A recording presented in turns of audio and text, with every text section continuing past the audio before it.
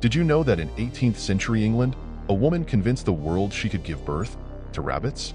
Yes, you heard that right. In 1726, a young woman named Mary Toft from a small town in England made an astonishing claim. She was giving birth to rabbits. At first, it sounds absurd, but soon enough, doctors and even the king's own surgeon got involved. They couldn't believe what they were seeing.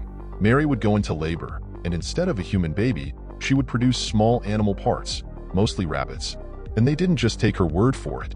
Prominent physicians witnessed it firsthand. This bizarre phenomenon spread like wildfire. Newspapers printed stories, people flocked to see her, and the medical world was utterly baffled. Surgeons couldn't explain it, but they were certain that Mary was somehow giving birth to rabbits. But the question was, how? Here's where it gets even stranger.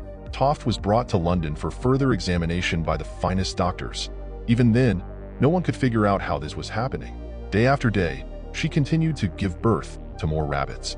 Some of the finest minds in medicine at the time were completely fooled. But there was one problem. The more the doctors dug, the less things added up.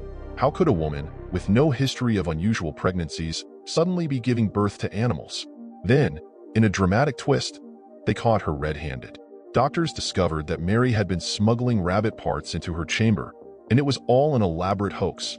She had been inserting the rabbit parts herself and faking the entire thing.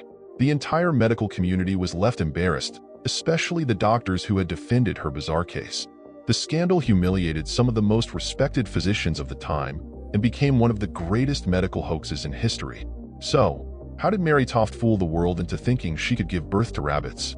It was simply a mix of audacity, clever trickery, and the willingness of people to believe the unbelievable. Strange, isn't it?